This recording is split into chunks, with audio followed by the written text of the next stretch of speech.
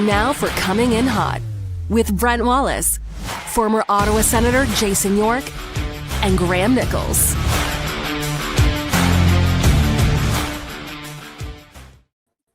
Good morning, everybody. It is March. Welcome to the show. Brent Wallace alongside Graham Nichols and, as always, our good friend from The Athletic, Julian McKenzie. Jason York is flying somewhere over, I don't know, Calgary or something. He was doing the game last night in Anaheim.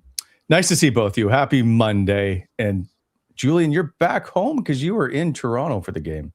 Yeah.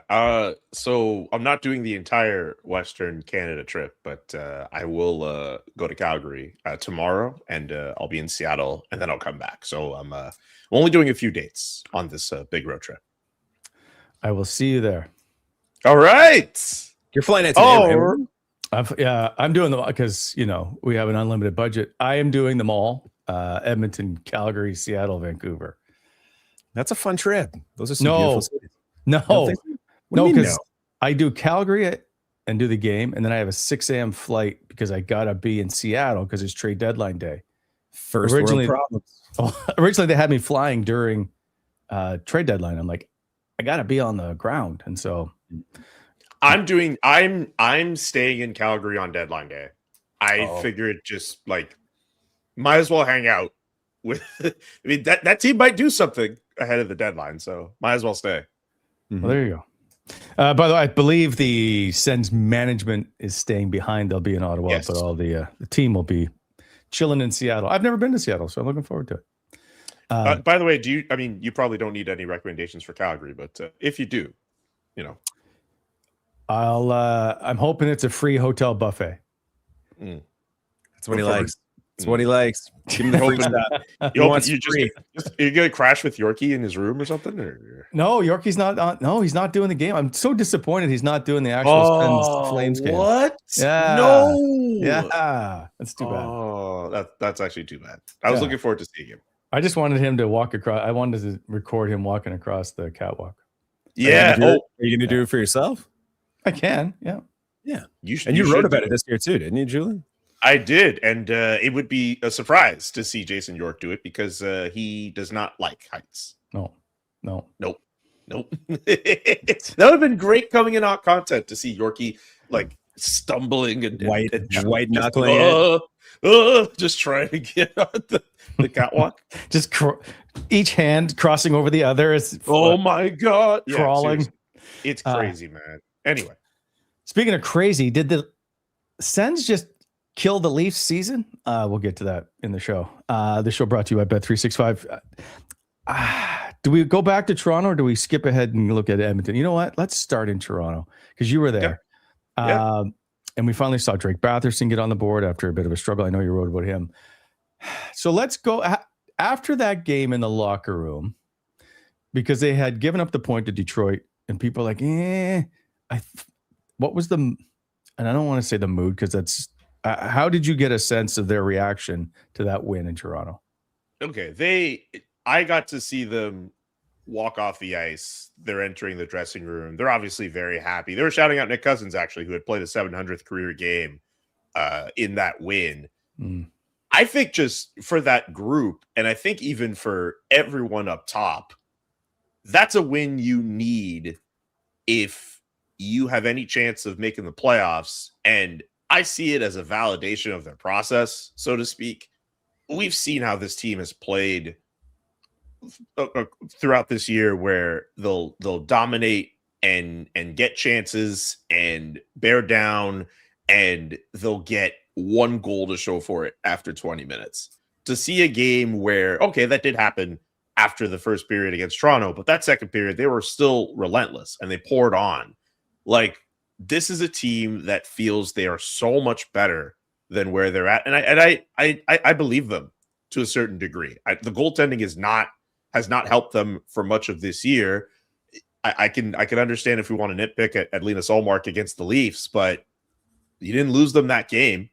And if they get more performances like that down the stretch, this is a team that I think will at least, at worst, give themselves a chance at making the playoffs. And I think it's important for this group to, especially since they don't have a first-round pick this year, I think it's important for the Ottawa Senators to at least do something to kind of galvanize those efforts. Like they know they've been playing well. They know they can go up against anybody and play that style where they limit chances against and generate some on their own and put themselves in a position to win games. Like they just need goaltending to hold up for this last stretch of the year. It was uncomfortable for a second, right? They get the 3-1 marker. Toronto comes back and scores kind of an ugly goal, and you're like, oh no. You're right, but I also thought the way the Leafs played, I was stunned at how bad, how disjointed, how disinterested There's no they looked. There's nothing. Like so to your point, Brent, about like, hey, is that the game that killed their hopes? You're like, yes. Like I think that was just a team that was just sitting back waiting to be told, like, hey, you can die now. It's over. Forget it. I think it goes back further in Ottawa, though. Like coming out of the break, like that team has not played well at all. Like absolutely. But they still had a chance. Terribly right. And that's what's funny is right? What's funny is the last time they played the Sens in Toronto around Christmas, everyone thought, okay, like this is going to be the beginning of the end, and then they started winning a few games to keep themselves alive. Yeah. The talk was, okay, is Craig Berube going to last until Christmas? That stretch of games around Christmas essentially bought him time. Well, it was Mark Savard, right? Like they fired Mark Savard. Absolutely. And then all of a sudden the power play starts clicking. That affords them a little bit of time. Yeah. They get a little bit of swagger back, and then it's just, I don't know, that team looks like they're circling the drain. They don't have a ton of prospect capital, not a ton of picks. Yeah, like the top 5 protected fit. If you're the Leafs, you're hoping you plummet down in the standings. There's a reason why the vibes are not good around that team, but there's a reason why the vibes are a lot better in Ottawa, because again, they know they're better than where they're at right now. And I still think, I don't think it's going to be a crazy week for them, but who knows? I really think if you can make some kind of addition to this group, particularly I think on the right side on defense, I think at the very least you're putting yourself in a position where you give yourself a chance. And I think they have a chance. And then that's it, right? Like the speculation is Steve Staios is trying to add a right shot defenseman. He's trying to add up front, probably a right winger, I'm assuming. Nick Jensen is on the trade board that Chris Johnston posted up this morning. That tells me that this team is looking to upgrade at the right shot defense position. Yeah, or they're looking to clear some salary to potentially add like a more higher salaried player too as well, right? So maybe that's an option as well. Two things can be true. So that's the obvious area of upgrade, right? Second pairing, someone to play with Thomas Shabbat. The problem is the standings are so congested. There's so few sellers. It's a seller's market right now. There's so many teams looking for another right shot defenseman. We've seen Tyler Myers' name get kicked around. Detroit is allegedly close on the deal there, depending if he wants to waive his no movement clause or not. So dominoes are going to start falling. And I think how many days do you get to make a trade decision? This whole Tyler Myers thing blows my mind of how he's got long. young kids at West, right? I get it. But he has a no move clause. He's entitled to that decision. Why does it take you a week to make a decision? That's not his decision alone, though. Like that's his family. That's his wife making that decision. And he has a no move clause. Like he is entitled to take whatever time. And it's not just this season as well, right? Like he's got another year on his contract as well. If he wants to move east, like that's a decision. No, and he's got until the deadline. Probably moving to the other side of the world. And players get traded all the time. Tyler Myers is the only guy that's ever taken a week in the middle of a season to make a decision on a trade. It might feel like that for him and his family, though. Like that's a massive. I feel more for the Red Wings because they're in limbo, right? It's like, is he or is he not coming? And then if he's not coming, it's like you quickly have to pivot and find an alternative. And I think that would be the frustrating part on the team. That I agree with too. Yes, go ahead. Sorry. No, it's all good. Just kind of like take a dump or get off the pot, right? Yeah, make a decision. I can understand. Like you might be waiting to do a few other deals. There may be. I mean, Tyler Myers is not the only right shot defenseman available for trade. No. Yeah, you want to see what could happen. They just need to play Travis Hamonic. That's the solution. Just as Jacob Bernard Docker was finally getting playing time. You monster. So, do the Ottawa Senators really need to make a move? And I know you just wrote an article in The Athletic that they not only should they, or could they, but they should.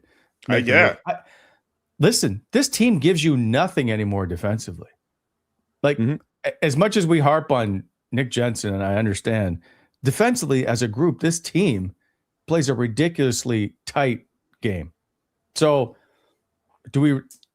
is this team's playoffs hopes predicated on making a play for a right shot D? I'm not sure it is. Like, I can't nitpick this no pun intended. I can't nitpick this defense too much when it shuts down so well.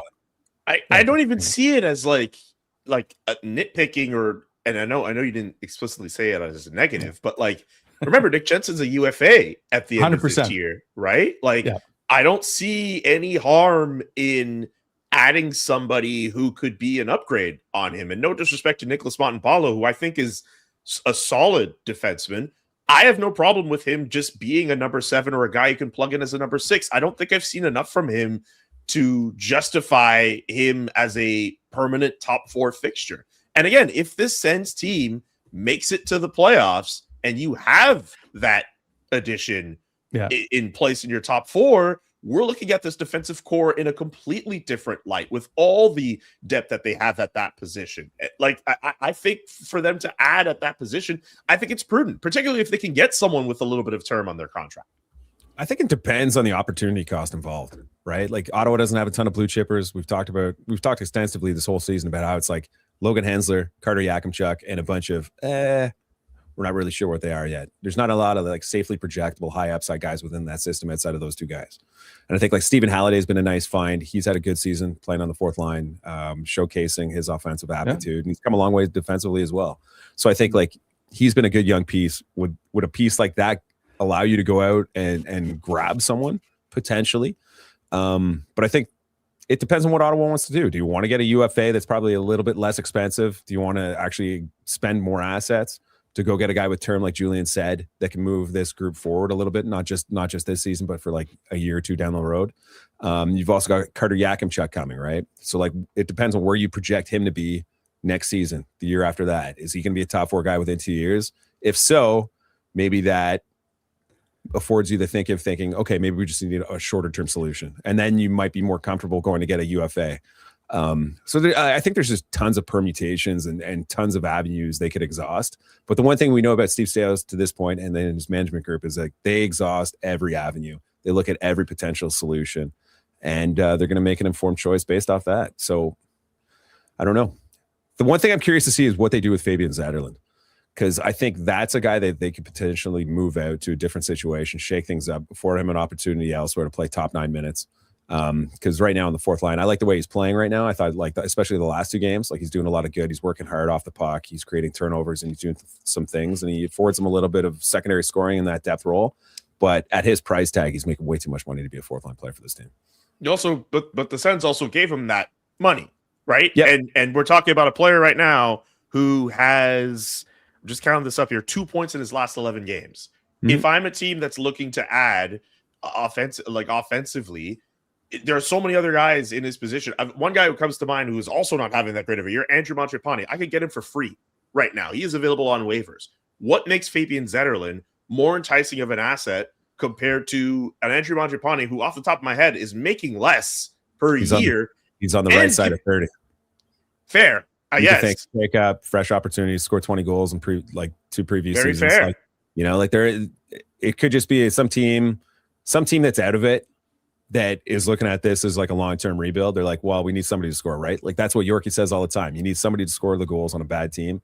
Maybe that's an option. And if you can acquire him cheaply, and he's young, right? Maybe you look at him as a depreciated asset and say, hey, if we all of a sudden, if we start elevating this guy up the lineup, he starts scoring for us, we can flip him for more down the road than what we'll give up to get him now. Well, wouldn't you want to apply that logic if you're Ottawa too in this case? Like if you're where's he going to play up the lineup, Julian? He's never going to play up the lineup right now. We got too many good players ahead of him. They tried all season to get him to play up the lineup. You're right. So don't ever discount them doing it again.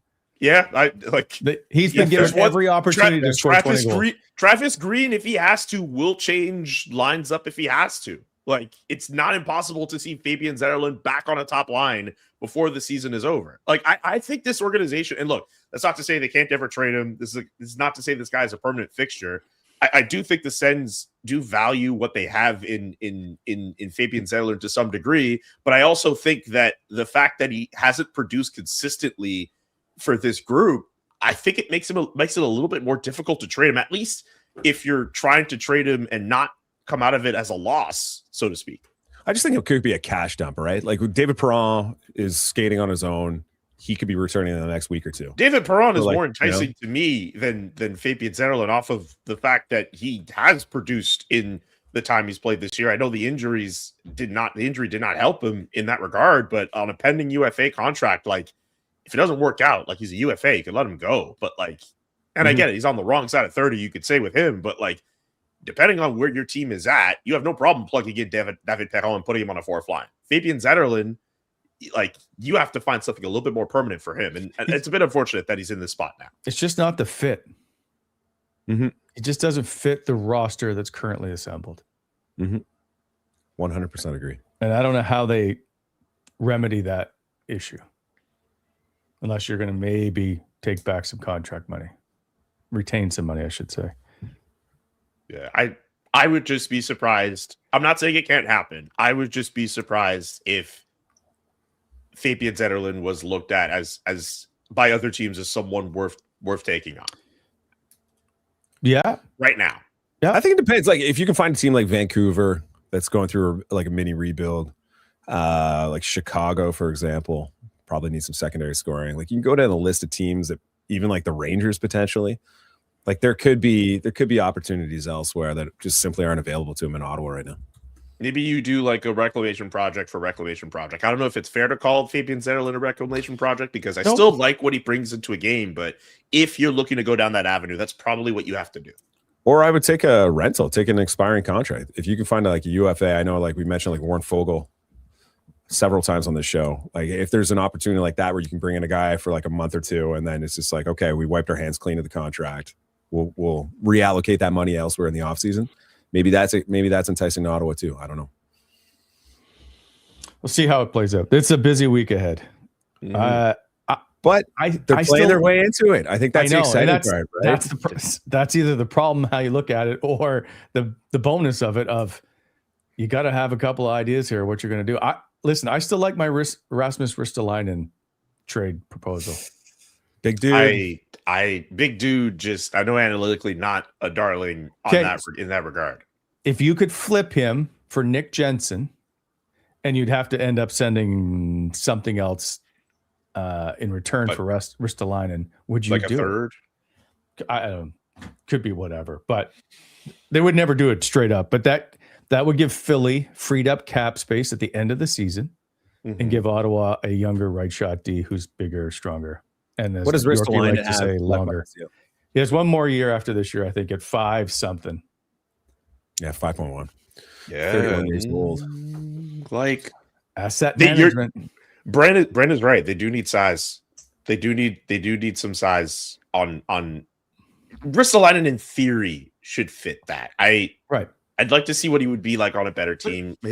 Yes, because that's part of the problem of your analytics, right? When you play on a really crappy team, you all look terrible. That's very true. I don't know. He does fit the build that I think this team needs at that position.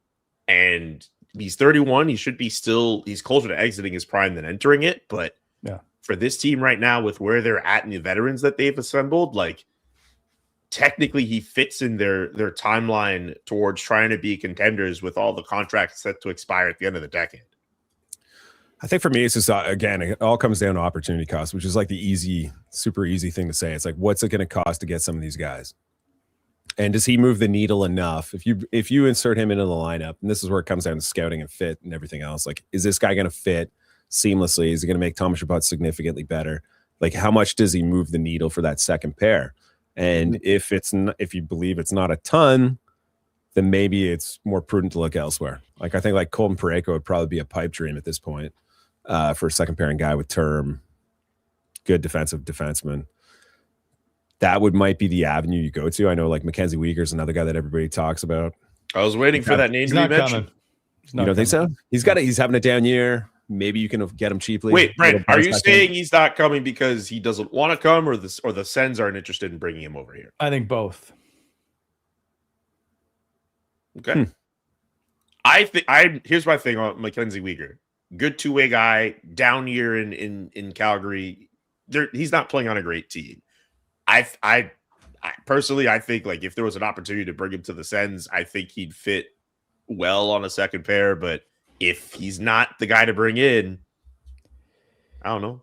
Maybe Zach Whitecloud in a pinch if you want, but I don't know if he's a long-term fit as a second pair guy. But if you want to make a tweak, maybe. I liked him in Vegas. He always had strong numbers in Vegas. Yeah. Little physical as well. We'll see. I don't believe that the Uyghur rumor is the answer, and I don't think that that's what's going to happen. It's a long contract, right? For a guy who's 32 years old, like that. That's the scary part. You're committing like $6 million isn't as much as it used to be in the new cap system. No, or I shouldn't say in the new cap system, but the escalating cap system, and where the cap projections are taking us. But like, I just think, if you're paying a guy for between his 32 and 38 years of age, his best years are behind him. That's what it should be in theory, but that's not always the case for everybody, not every position. I mean, for star players, that's true. Usually for good. The Calgary Flames right now are trying to move Nazem Kadri, who last season at age of 34 had his best year in terms of goals. I know, it's crazy. Like, it's your typical conventional wisdom says you are right.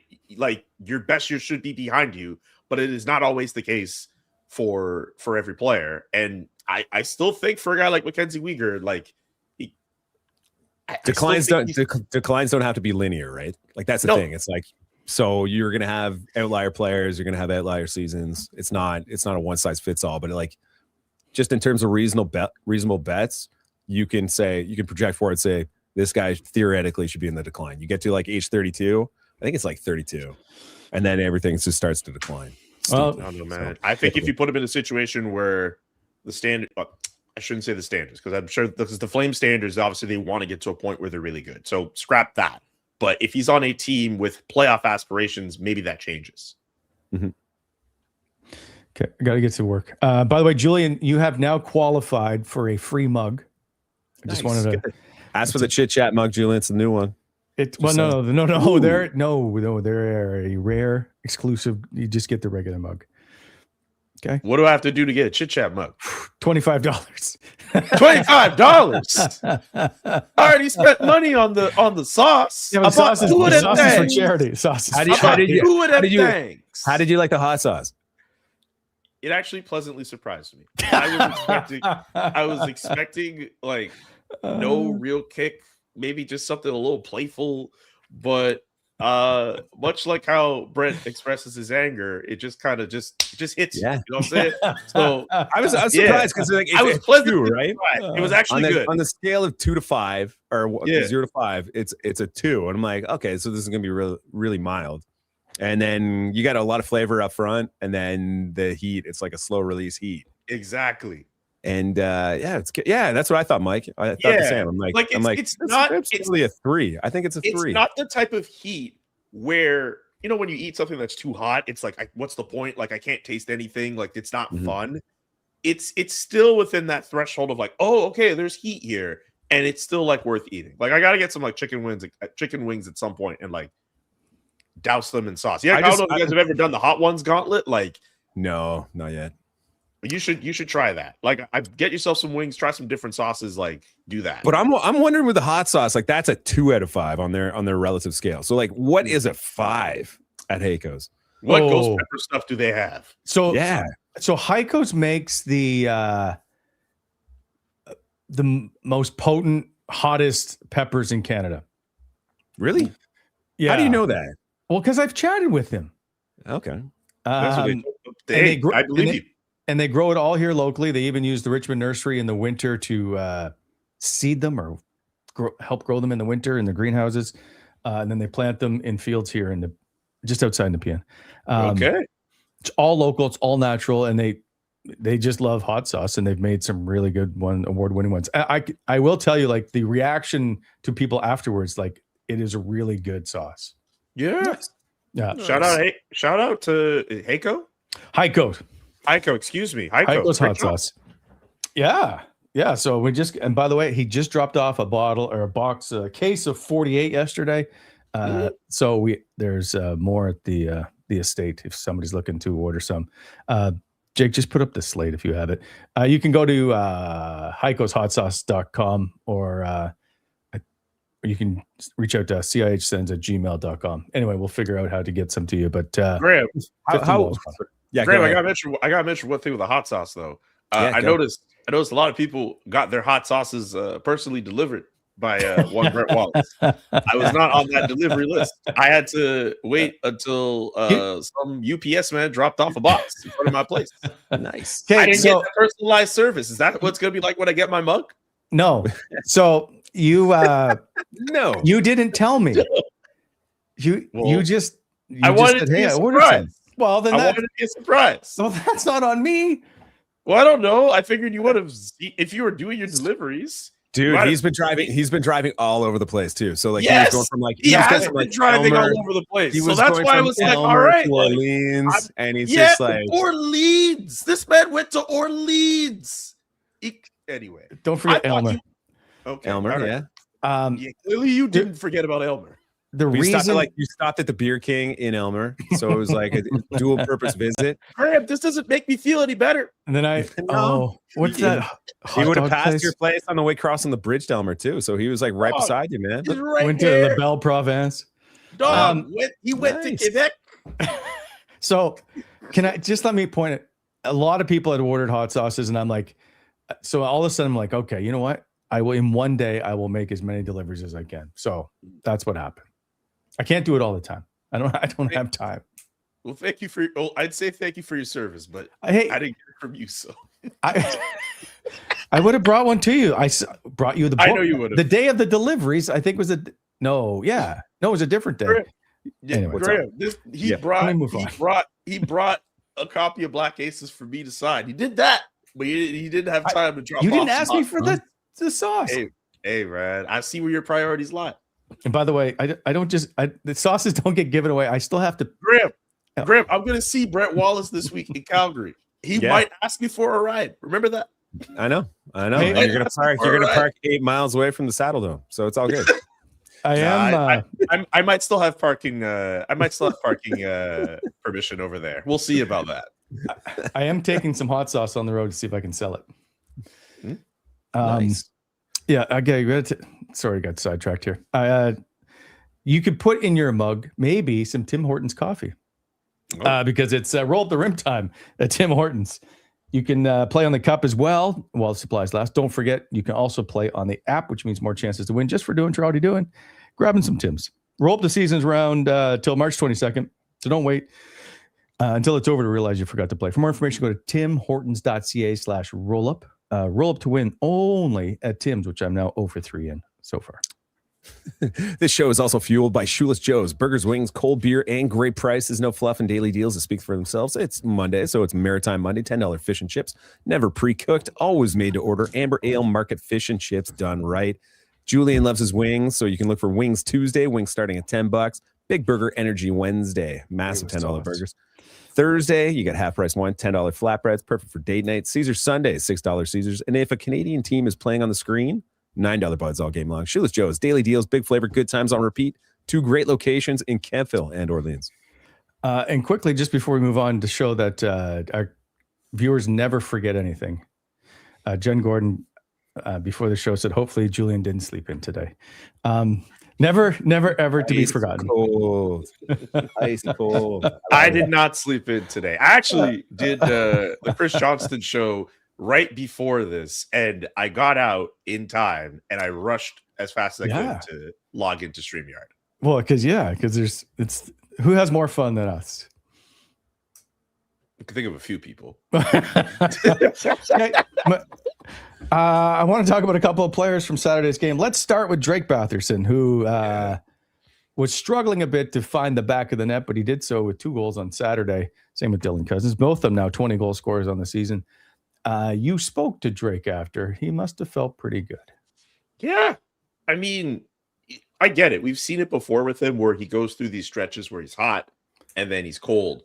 I think hearing from him that he was frustrated and maybe even angry with himself throughout that stretch of time where he wasn't able to get himself some goals. Like, I feel like, and maybe you could tell me different, but I'm a bit more used to seeing Drake, even through those moments, just try to be even keel and try not to stress too much about it. But I guess just hearing him say that he was frustrated was a bit of a surprise, in the sense that how I'm typically used to hearing him kind of handle those situations. But yeah, this is a guy who needed to get himself on the scoreboard. Again, we the big theme of the show, just the Sens are playing themselves into, or trying to play themselves into a spot into the playoffs. That's a guy who I think up until that point where the scoring went dry, we were talking about a guy who was almost as good as Tim Stützle has been this year. He had been really good playing on that top line alongside 18. Like, I think for a guy like Drake Batherson, for him to get back up on the scoreboard, like, it was really good news for him. It's weird how it coincides with him playing his offside, though, right? Like, they swapped him over. He's playing left wing. Creates different looks and offensive opportunities for him playing his offside. But, like, it's weird how as soon as they made that move, he went into the tank in terms of production. But now, you know, like, while you emphasize the importance of him coming back from the Olympic break, he goes home, spends a little time skating with Acadia out east, comes back, and he's ready to go. And then the production's right there. But, like, you mentioned Dylan Cousins. Going back to, like, the game against Detroit, like, I thought he was one of their best players against Detroit. Like, he should have had 3 or 4 goals in the first 30 minutes of that game. Like, he was all over the ice. He was shooting it. He was just missing the net. And that was a recurring theme. I thought, like, Julian, you were at the game. It seemed like every time Ottawa had a grade A chance in the first half of that game, missing high and wide all night. It was frustrating. But, like, to me, he's like one of the players on the team who's taken a marked step forward, just to, like, defensive aptitude, physicality. He's around the net. He's buzzing. I like what his line's doing, working the puck down low with Brady. Brady, I think, has been really good since he came back as well. Like, he had 6 shots, 6 hits the other night against Toronto. Yeah, like he's playing at a high level, and that's what fans wanted to see coming back from the Olympics, right? They're like, what version of Brady are we going to get? Are we going to get the Olympic Brady, the Four Nations Brady that we always talk about, where it's like that blend of physicality, skill, and that line's been doing some great things. I just want to say, I know we're kind of hopping around a little bit here. There was a game earlier, I think after Thanksgiving, where Travis Green put Tkachuk and Dylan Cousins together. And maybe Zetterlund was on that line, but we all know how Travis Green likes his duos. I think it's great that Tkachuk and Cousins are remaining together. I think the fact that they are heavy players, obviously on a forecheck, that'll benefit them, and keeping offensive zone time sustained, like, it's pretty clear to me that works. And even in talking to Dylan after the game, he obviously was happy with his progress, but he gave a lot of credit to the players who are playing around him. And whether that's a Drake Batherson who can fall on his line and the chemistry that those two guys have together, but the fact that Dylan Cousins could also play with a guy like Keith, I almost said Keith. Wow. Brady Tkachuk. Jesus. I think that bodes well for him. And I think just the fact that there were these concerns about Dylan Cousins and what he'd be like defensively, and the fact that there'd be so many shots generated against him, at least that was the case in Buffalo. And that's at least been limited. Partially, a big part of that is because of the system that Ottawa plays in. But to see him improve, like, I think easily the most improved player on this team. He's been having a fantastic year. The second time in his career he's hit the 20-goal plateau. And I think it's important, too, to mention Ridley Gregg. Like, his game, I think, has found another level as well. Like, he's been a really nice compliment for those two right now. Yeah, I agree. I think the fact that a guy like Ridley Gregg, who you could put him on the wing, you could put him at center, again, the forechecking, the gritty stuff, like, he could do all those little things to provide success while also contributing offense. Like, I think there's a lot to like with this offense. I think entering this year, I had questions about whether or not they would get that secondary scoring a little bit more consistently. I think at the very least, their top 6 has been, like, really solid, and you can get some production from that third line every now and again. But, like, I give Ridley Gregg a lot of credit. I think he stepped up too. Shane Pinto should have had 2 goals Saturday.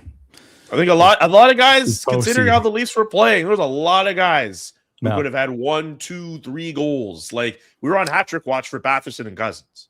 It wasn't on my nerd report, but I'm curious, since we were at this point, the brouhaha, because you brought up Ridley Gregg, the brouhaha, the melee, the Donnybrook. Wasn't really a Donnybrook. What is a Donnybrook? That's an all-out battle on the ice. That is a 10 guy brawl. That's a full line brawl. Everybody's going. Yeah. A Donnybrook. Yeah. A brouhaha. I'm closer to calling it a brouhaha than a Donnybrook. Let's see. Just people you can come up with different names and we'll put them all in the show. There's Melee, Donnybrook. Anyway, I know there's one I'm forgetting. Anywho, what did we think of the actions of certain individuals on the ice? Max I didn't Domi like Max punching Domi, Nick yes. Jensen behind. Like, what is that? Okay, Nick Jensen is trying to he's not trying to do anything. And Max Domi is whacking him from behind. What the hell is that?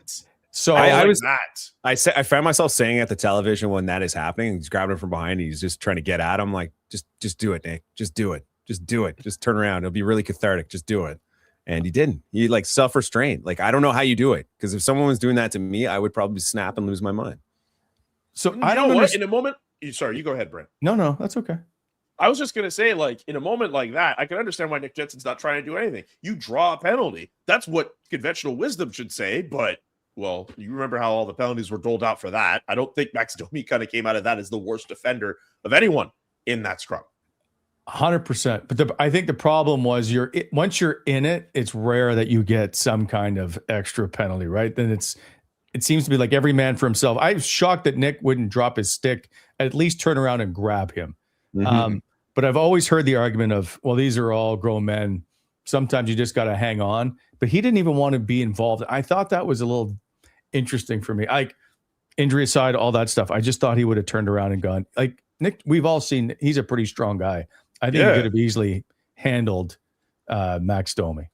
I don't fault him. I don't know if you're alluding to that, but I don't fault Nick for not trying to fight back. As I in that moment, if you're not willing to fight, you're doing everything you can to draw a penalty in that moment. I just wanted to see it. Yeah, that doesn't surprise me at all, Graham.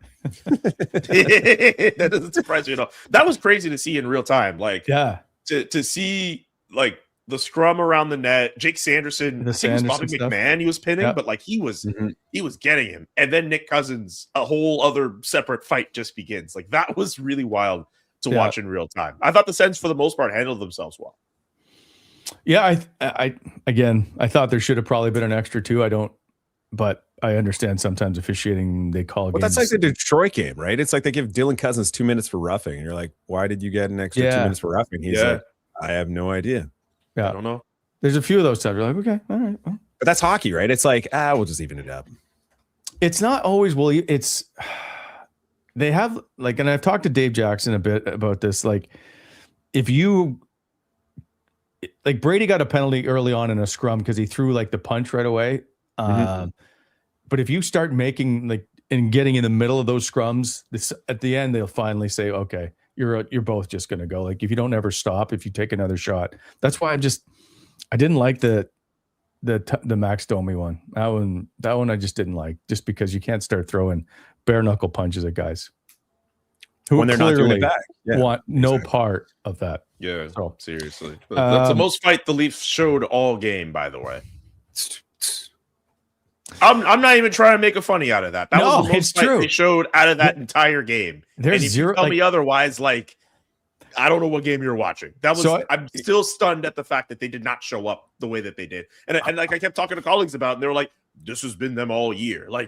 I knew they were bad. I just didn't think they were that bad. It's interesting because I think we can all admit they have a pretty talented roster. They used to. They were Stanley Cup contenders, or thought to be, for a few years.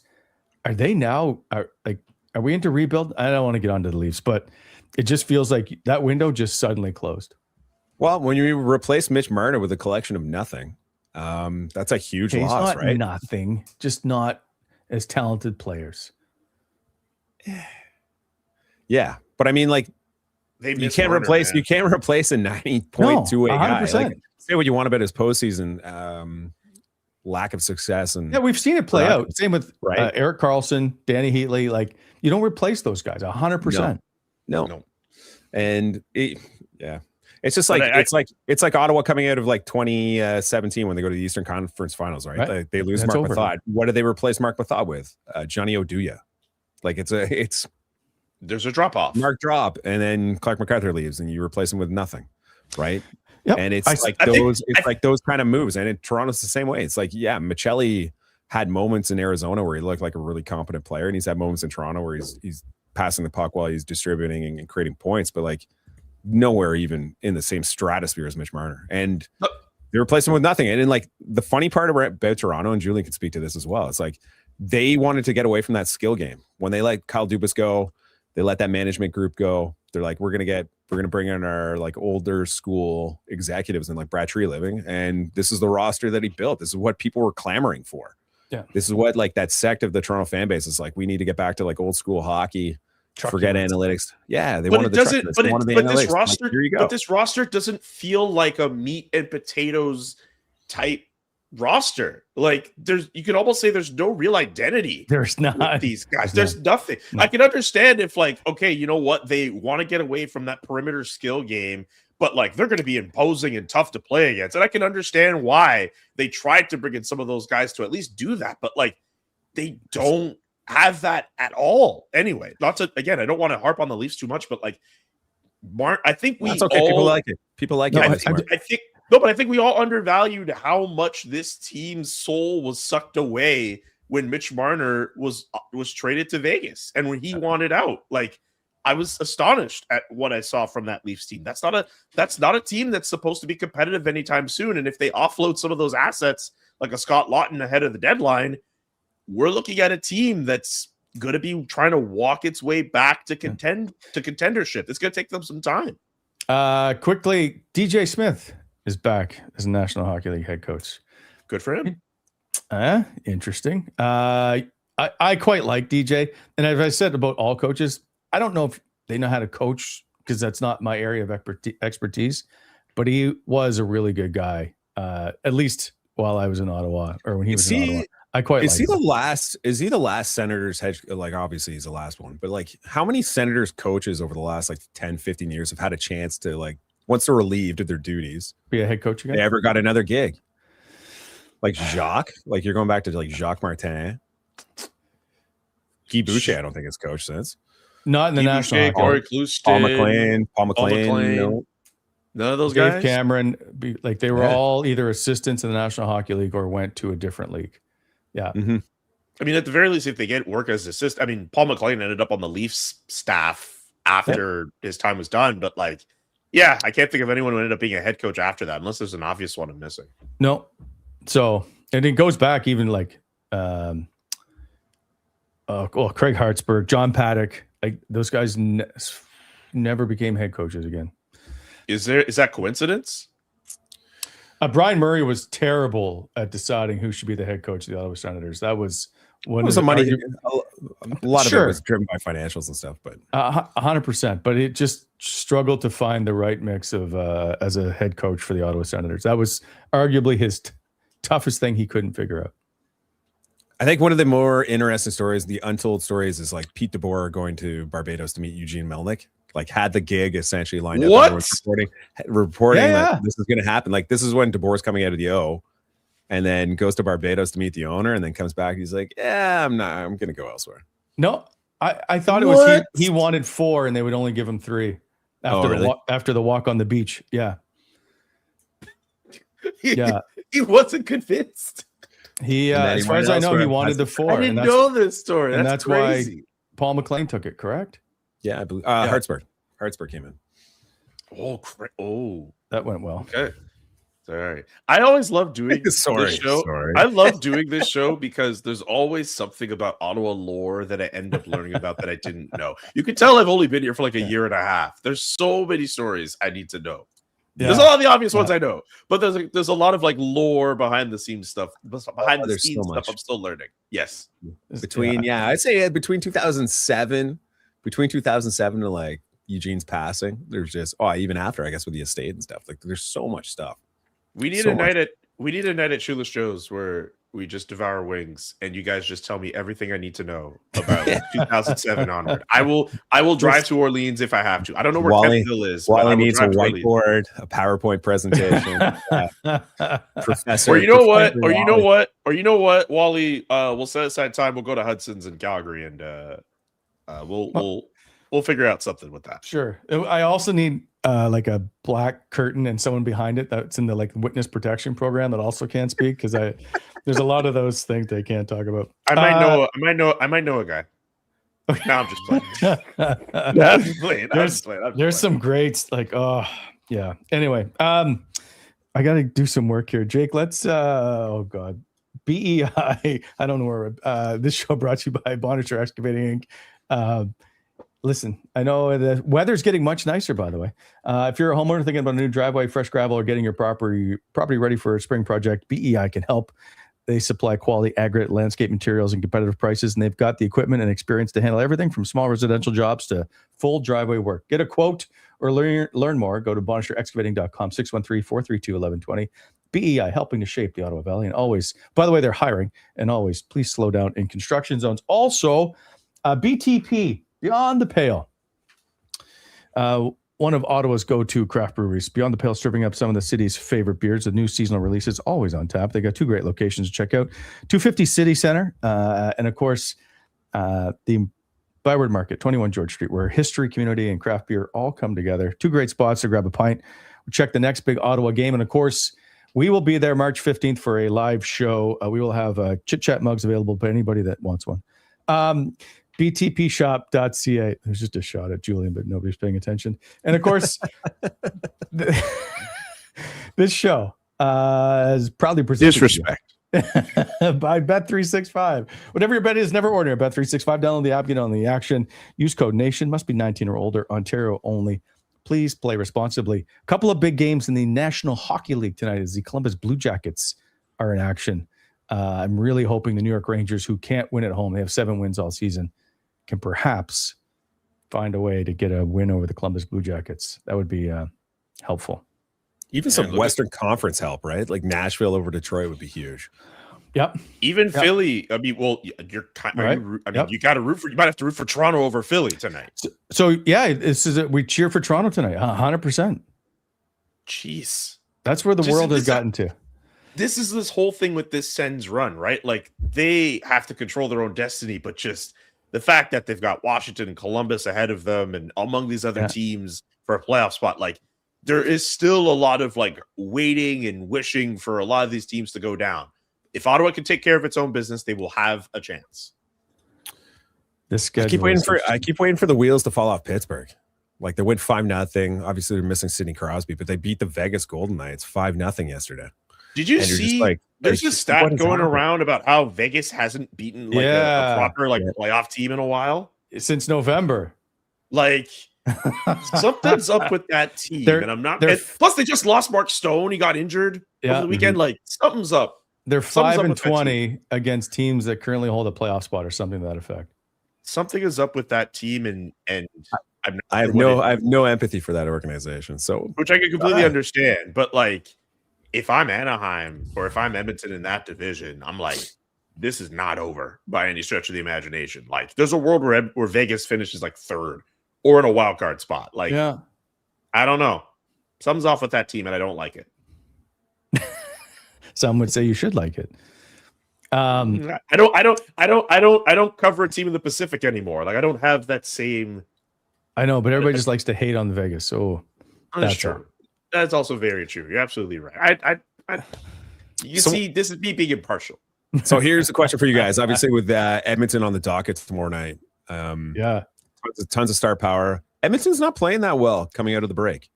They lost to Anaheim. They lost the other night as well. It's like they're just. Did you watch that game?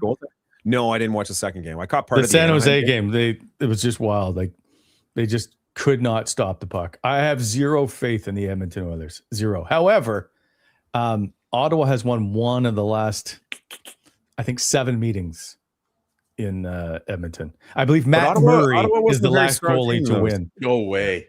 Yeah, 2022, I think, is the last time they won there. This is the one game in the road trip where I feel the most nervous for the Sens, because I think they could find a way to pick up points against Calgary ahead of the deadline. I think they can beat a Seattle. Vancouver they're just laying on the mat, like just tired. Like that Edmonton game for me, I think is the one game on this road trip for the Ottawa Senators where I'm like, they might drop that game. I think there's going to be pressure on Ullmark. You need him to step up. You need the penalty. There's going to be pressure on Ullmark between now and the end of the year. That's what I've been saying for weeks. But like this is like the big two, obviously, with Draisaitl and McDavid. Like you've got to stop and limit the chances for those guys at 5-on-5. They're going to get their looks at 5 on the power play and stuff, but like you need him to step up and get you a point. I think you need a point against Edmonton. 2 against Calgary would obviously be ideal, but like at some point in the next stretch, you need Linus Ullmark to resemble the guy that they paid 8.25, and he hasn't been that guy all season consistently. So like at some point, you need him to take a turn here.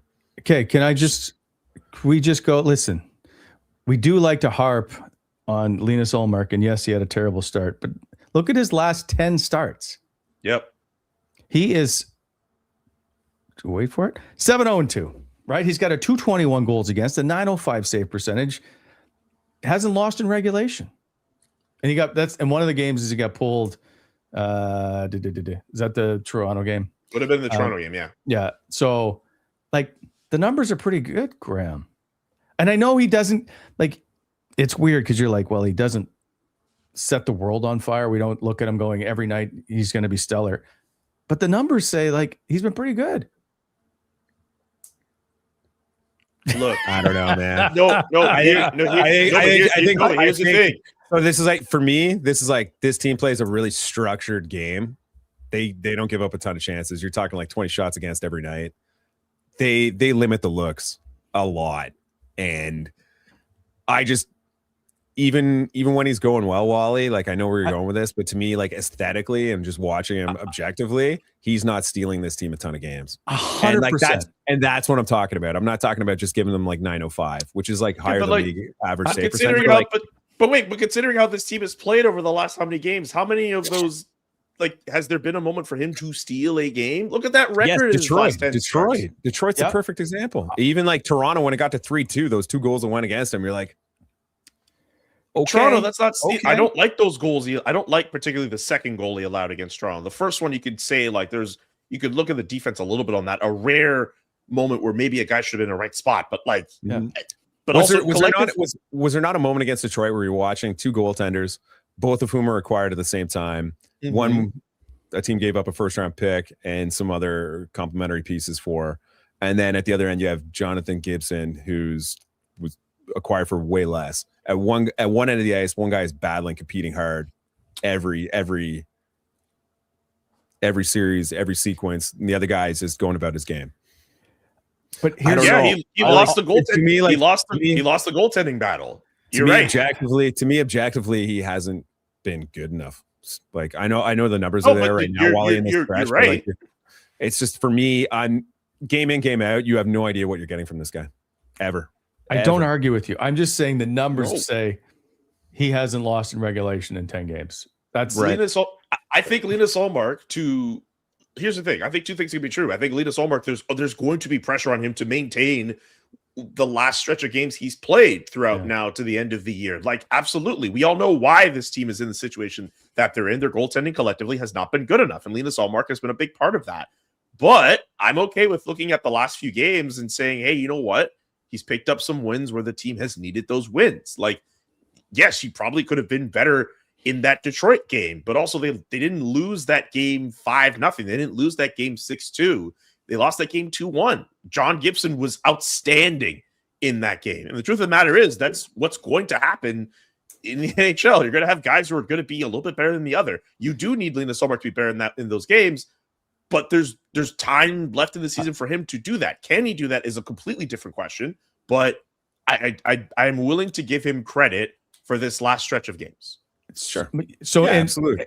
And if we just look back and go, this game wouldn't have mattered and we wouldn't have said much about losing to Detroit. They had a much better goalie if at the beginning of the year we weren't so badly outplayed, right? At the beginning of the year they lost games they shouldn't have. And that's always the case. And that's the way the points. And goaltending is a big problem. Yeah. There's a big reason why they're in that situation to begin with. But I think it's okay to look at the goaltending, at least in the last couple of games, and be like, you know what? Like, it's been a little bit better. It's just, can you sustain it from now until the end of the year? Is Linus Ullmark able to maintain these numbers? Look, a 905 save percentage since December 10th for Linus Ullmark. If that's the case, like, dog, like people would kill for that for Linus Ullmark, considering what it's been like for most of this year. That ain't bad. See, I think I think he went to Average Joe's hockey school. Average Joe's. Look, if the set, considering what Linus Ullmark has given you to this point of the year, if Linus Ullmark is able to give you 905 until the end of the year, I don't even need it till the end of the year, Julian. I just need it till they clinch a playoff spot. Like, just clinch a playoff spot. I'm telling you, that could get you that. It might take 100 points to get a playoff spot this year. Like, it's absolutely insane. It's insane. But I don't think it's impossible. Go to the April schedule, Jake, because this is where I think Ottawa can make hay, if you will. The game's at home, right? Ottawa, but those aren't easy. Those aren't easy matchups, right? Like, I think they make their hay now. I look at it differently. Maybe. I think that Western Canada matchup, that Western Canada trip, like, this is where you make those points and put yourself in a position where you have a legit chance. That's why I was saying that Edmonton game is the one game on that schedule I feel nervous about. Maybe that Montreal game, you're not. Look, after that, like, I don't like really those. Got to work hard. I don't like those back-to-backs at all, and I don't like that Montreal game. Yeah. But man, like, I know Washington's fighting for a spot. The Islanders are fighting for a spot. You get Toronto, you get the Rangers. You have to find a way to win those division games. Yeah, Pittsburgh probably won't have Crosby. Yeah, you got to get points out of that. Florida at the end of the month, like, you could find a way to get 2 points off of them. They might be too banged up. Mm-hmm. Like, you need to make your hay now, and then you get to April, and you're like, okay, just continue that form. If this team can't find a way to pick up points on the road through this trade deadline stretch, I'm a bit less bullish on their chances of making the playoffs. And are the Washington Capitals frauds? And I say that because they are three games. They played 3 more games than Ottawa. They sit 3 points ahead. I think that team is one that you can catch for sure. They were a paper tiger team last year, right? Like, they got by on their shooting percentage and their save percentage. 5-on-5, their analytics weren't very strong. Like, that was a team that was just, they were getting saves. They got a ton of saves last year from Thompson. And this year it's not happening at the same level. They're not scoring on the same volume of shots. It's just, they're good. Like, they have great players, but, like, they're not, I wouldn't put them at the top of the Eastern Conference at all. They don't scare me. They wouldn't scare me if I was on any other team. Like, why won't Boston go away? Boston will go away at some point. They're starting to fall off a little bit, right? Ottawa's starting to, I think it's going to be interesting. If Ottawa can close that gap to like 3 points, 2 points, that's when all the games start to ramp up in pressure. And I think, like, that's where it's going to be interesting to see how Buffalo manages that. But, like, they've gotten great performances from some of the guys. Like, Geeky's had an unbelievable season. Pasternak's been playing at a different level. And then, like, Jeremy Swayman's just a great goaltender. And McAvoy's a good defender. Like, they've got good pieces. It's just, I think, where Ottawa surpasses Boston's with the quality of depth. But, like, Boston, you say they've fallen off. They're 5-1-3 in their last 9 games. Mm-hmm. They're getting lots of They just pick up points. They lost to Philly on the 28th is the last time they played, and they won before that. Strength of schedule doesn't favor them either, though, right? Like, they have one of the tougher schedules on the docket, according to Tankathon. Boston, I don't know why they just won't go away. They should, but they don't. Next few games for them: Pittsburgh, Nashville, Washington, Pittsburgh again, the Kings, the Sharks, the Caps, the Devils. They get the Canadians. The Jets after that. I don't need to go through the whole schedule. There's a world where the Boston Bruins continue to rack up points. Yeah. Third hardest schedule, according to tankathon.com. Columbus is 4th, Montreal 5th, Buffalo 8th, Detroit 10th, Ottawa's 13th. At one point, Ottawa had the hardest out of since Christmas, but that's since changed. Anyway, go ahead. Do the Buffalo Sabres have a chance to win the division? They're only 4 points out. Yeah, 100%. Like in Tampa. I mean, no, Tampa's so, I don't know. They're really good. They had a tough loss the other night, but, like, I just think it's amazing to see where the Buffalo Sabres, how good they've gotten off of. They fire Kevin Adams, and then all this happens. I think it's one of the best stories in the NHL right now. The fact that they finally put themselves in a position where they could end that long playoff drought. Yeah. But, like, we look across the Eastern Conference, you're like, there is a ton of parity. All these teams could lose any night to any of these other teams. But I think, like, the interesting part about this week and the lead up to the deadline is you're going to start to see some of these teams start to make moves. How big are these moves going to be? What's going to move the needle for many of these clubs? And I think, like, that's where it's going to get interesting. That's where you might get separation. And it's just you're going to start disrupting rosters a little bit too. You're going to start bringing in guys. It's going to affect the pecking order. We'll see how it all shakes out. But this week is going to be incredibly interesting. And thank God the Senators have played their way into the conversation. Yep. That's all you can ask for. All right. I got to just refill my mug. Oh, look at that little product placement, little rub it in the face of Julian as well. Team Chit Chat mug. You did that. You did that by design, Julian. That was intentional. Gotta get more. Now that's petty. Yeah. Oh, I gotta, Graham. I need. I want to know your story the other day when you showed up on a call. So that was yesterday. So I was working my other job yesterday.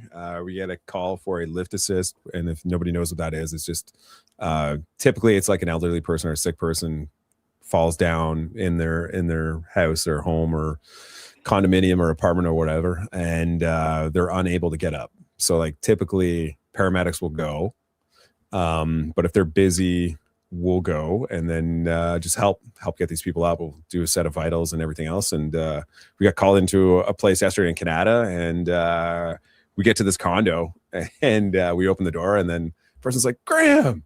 I'm like, hey, what's going on? And then, someone who watches the show is just her dad had fallen, and it was just it was one of the viewers.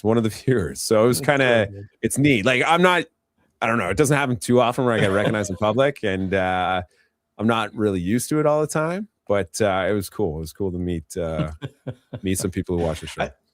I just love it. It'd be great if you just pulled it. Here's a bottle of hot sauce.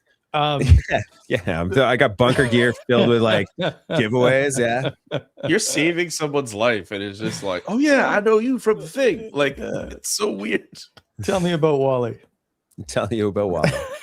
How much time do you have? I love that comment. Was Wally okay? That's funny. K-Wit says there you go. Lots of people. Anyway, all right. It's nice to see you guys. How's the book doing? By the way, one last time, Julian has written this book. You may not have heard about it. Called Black Aces. It seems to be doing okay because I see it everywhere. I think it's doing all right. Thank you to everyone who has been attending all the different book events I've had over the last month. I've got one more in Calgary on Wednesday. And then after that, that's all for the scheduled events we've had so far. Will there be more?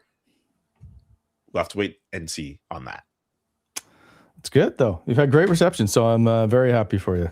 Very good. Thank you, man. That means a lot. It means it's an honor to have had an opportunity to write about Black hockey players, some that I've watched growing up, some from different decades, and it's not something that's lost on me, and I'm really happy that people have been enjoying it. It's awesome. Good. Man. Really happy for you. Thank you, man. I appreciate it. Thank you, Danny. With a shout out. Thank you, Jamie.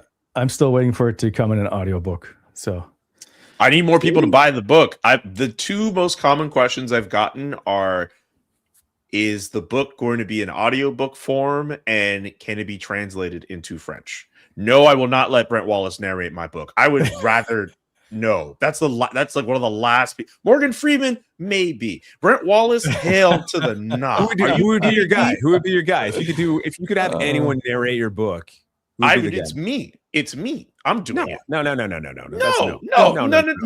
We want to know who else. No. Okay, Graham, you know what? Graham will decide this on our own. Okay, so it's me. I'm doing it. Jake, mute his microphone. I want like Ice Cube. No. How about, you know what? I'd rather Ice Cube than you. In all fairness, there's a lot of people I'd rather than Brent. I love that's you, okay. But no. That's okay. I'll Gilbert Godfrey would have been all right before it passed. Who? Snoop Dogg. Snoop Dogg would be good. Dogg? Yeah. Snoop Dogg would be great. Snoop Dogg would be great for Lost Eggs, but not this. I wonder if it'd be funny. It's like you put it into like AI or something, like copy and paste your entire book, put it in AI, and just have it like dubbed over. So you have like different versions of people. No, I do not want that. This is not like the Drake Kendrick beef where you have like AI voices of Tupac coming in on the beat. This is not happening with that. Hell no. Absolutely. The Team Chit Chat bug is a great plug, man. That's really petty. That's petty as hell. There's only 20 of these. So super subtle too. I just can't give these to anybody. Anyway, I could tell. Someone said David Attenborough. That's not bad. That'd be pretty good. Never. I was going to read a chapter as David Attenborough. Anyway, all right. You could do David Attenborough. That's just an impersonation you could just pull out like that. Sure. Yeah. We're moving on. Okay. We'll see you all tomorrow. The rest of the week should be 3 p.m. shows, by the way, since I'll be out on the West Coast. But safe travels. Safe travels. Yeah. Safe travels, lads. And I'll wait, Jake, do we have the Wally on the road? Probably not.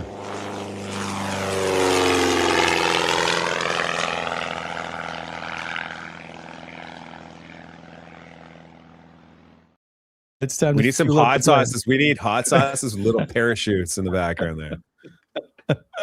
What is that graphic, man? That's how I get around. That's the company jet. Flies out of the Carp Airport, man. Yeah. Just Land goes that off thing a little anywhere. bitty runway strip, just going into the air. Beep beep. It'll take me 14 hours to get to Calgary, but I'll be there. Wall air. Oh, Nice. Oh man, I needed this laugh today, man. I needed that laugh today. That was good. That's basically what it's come to on the show. You just never know. So before we go, do you think Ottawa makes a move before the deadline? I just want to know. What do you put the odds at? You think it's just going to be deadline day? That's it. They're going to exhaust all these games before the deadline. So last year was technically 4 deals, but only really one that was NHL roster, and that's Fabian Zetterlund. Dylan Cousins, still 2. Was it day? It wasn't trade day, was it? Yes, it was. Yeah, It was that morning. It was that morning. I think it was the day before. I apologize. I don't like to think about that day. It's a very dark moment in the Wally history. He lost his buddy. That's your dog, Josh Norris, my mug maker. Yeah. So I think they'll do something, but I don't think you can sell at this point. Even if you are 5 points, like if you lose to Edmonton, I could see them going status quo, the status quo. Yeah. Even then, you could in theory, but I don't have a lot of hope for your roster if you just don't do anything. Mm-hmm. What's wrong with they have one of the best since in the last 15 games. Hang on, I have the number somewhere. They're 9-3-3 in their last 15 games. They have a 700 winning percentage. It puts them 9th in the league. Goals against is 7th. Save percentage is 24th. The PK is 24th, and even strength goals against is 5th at 2. Okay. All right.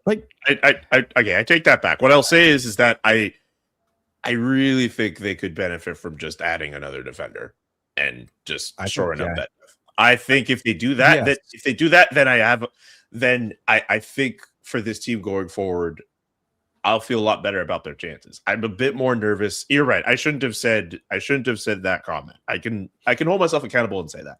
I will say that if they add a defenseman, they shore up that depth, then I think I really like their chances of making the playoffs. If they don't do that, I have more questions, I would say. I'd be surprised if they were status quo, to be honest with you. I think if you're a guy in that room and you're thinking like, hey, like we need just a little push to get yourself there, and then that day passes, you're kind of like, oh, okay, that's a little weird.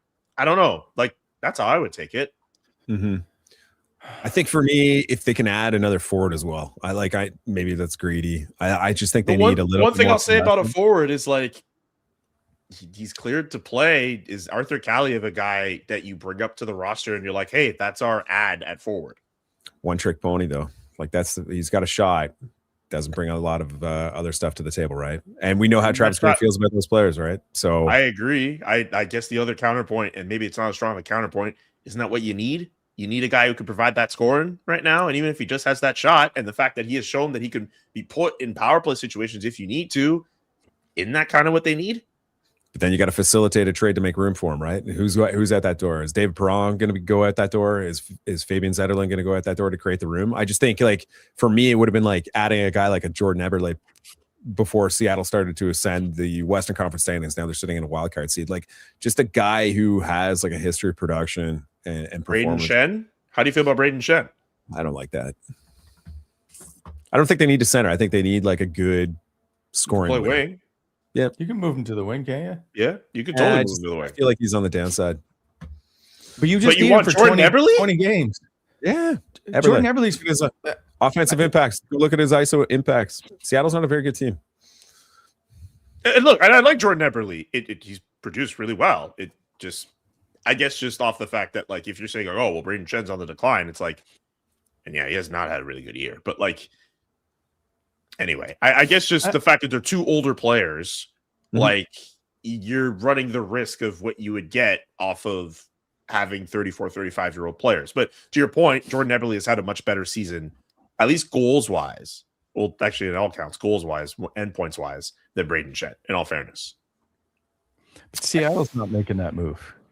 No. Well, not now. Not now, right? And that's the rub. They got to find something. And maybe you're calling Ken Holland in Vegas, in Los Angeles. And you're trying to, like, I don't know. I'd be targeting. It's too bad Barry Trotz got fired. I'd be targeting guys that you think are bad. He didn't get fired. He's going to leave at the end of the year. He's kind of, yeah.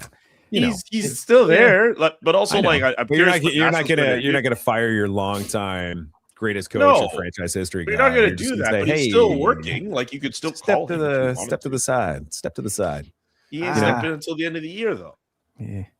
You got to find those general managers who might. And even Nashville is on the outs. It's still within, like, a couple points of a playoff spot. Like, I mean, we'll see what they do with Steven Stamkos, but, like, they're in a really interesting spot right now. Marchessault might be on the way out too. Like, although I probably wouldn't touch him with the contract, the term, and everything else that's left there. But a bit pricey. Yep. Yeah, I don't know. Jordan Eberle, you know what? Jake DeBrusk. You have him on the cheap. Zetterlund for DeBrusk. Who's making that move? I don't know. I'm just spitballing. St. Louis has some guys. But like what we discussed earlier with Zetterlund, like, if you're trying to do like a 1-for-1, is that a move you make? I don't know. What's DeBrusk's cap hit? I don't think it's that expensive. He's got some term left. Yeah. Like, give me a second. Did he not sign recently? Maybe I'm wrong. Yeah. I was about to say, right? Sorry, he's got 4 years left at 5.5. Yeah. So you're getting a little bit more for DeBrusk than Zetterlund. I don't know. Problem for a problem. What do you think, Wally? What do you think? That's why I don't have to. You just let me Steve stay. Get me on a plane. Well, I got to pack my underoos for the trip, so I got to make sure everything is ready to. Yeah, I got to do my laundry. Chuggaland, I believe that's. Can we get Uyghur? My answer is no. You guys depends on the cost. I think it depends on the cost. Depends on what they want to do. They got their ticket for Rasmus Anderson. I think they're going to try and exhaust all options and get as much as they can for those vets. Calgary's in a position where they probably feel like, hey, like, we don't have to move him, but if they're swayed, that's an organization that wants as many young 18 to 23-year-old players as they can get. If they can get a player like that in a trade, they absolutely will consider it. Yeah. I think, to me, St. Louis, I think, is probably the most interesting team that's outside the playoff picture because they have, like, desirable assets, whether it's like Buchnevich, Robert Thomas, Parayko, Falk. They got a ton of assets. And depending on the direction that they want to go in, that'd be a team I'd be calling too to see what they want.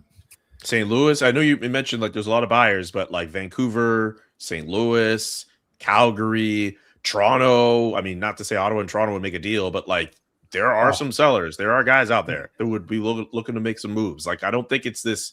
Like, you got to be the right team to strike that deal, and Ottawa does not have a bounty of assets to make something happen. But, like, there are options for them to do something if they want. Yeah. It's not hopeless for them. Sorry, one last thing. We're way over time. Jason York would be losing his right now. Shabbat's doppelganger is in the chat. He was in the broadcast the other night, if we all remember correctly, because he looks exactly like Thomas Shabbat. So nice to see him be on national television getting his due. Thomas Shabbat self. Anyway, sorry. Good for Yeah. him. All right, everybody. Have a great day. Julian, I'll see you in Calgary. You can buy dinner. And Whoa! we'll talk. Lucky, Wow. lucky I you, got Julian. put on that. Yeah, jeez. Are you coming to my book event on the Wednesday? You should come by. King Solomon's Kitchen, Meridian Road, 6:30 to 8:30. Wally will set up a stand outside your book event, just selling hot sauce. I'll sell hot sauce next to you while you sell your book. He'll have a Hey, suitcase opens up, pop-up shop. You could try. You could try Inside some of my the food. jacket. Yeah. Who wants You a could hot try sauce? some of the food. You could try some of the food. You could compare your hot sauce to. You yeah. have food at your event? It's at a restaurant. This is a game changer. Why is this I was coming this so close late? to spitting out my coffee. I was this close. Wait, There's you a- have free wait. food? I'm there. Whoa, this King changes Solomon- everything. King So what time Solomon's can I Kitchen. be there? 6:30. King Solomon's Kitchen is my cousin's drinking spot in Calgary. Nice. 6:30. Okay, that's a little Oh, late yeah, for me. yeah, yeah. I'm a 5:30 kind of Late? dinner. It's wow. Okay. It's 6:30 Mountain Time. So yeah, Oh. it'll feel like 8:30 for you. Jeez. Yeah, I could probably that'd be like a bedtime snack. Just take photos. I want to see photos. Yeah, you'll get photos. Well, all right. See you, everybody. Thanks. We'll Bye, talk guys. soon. See you.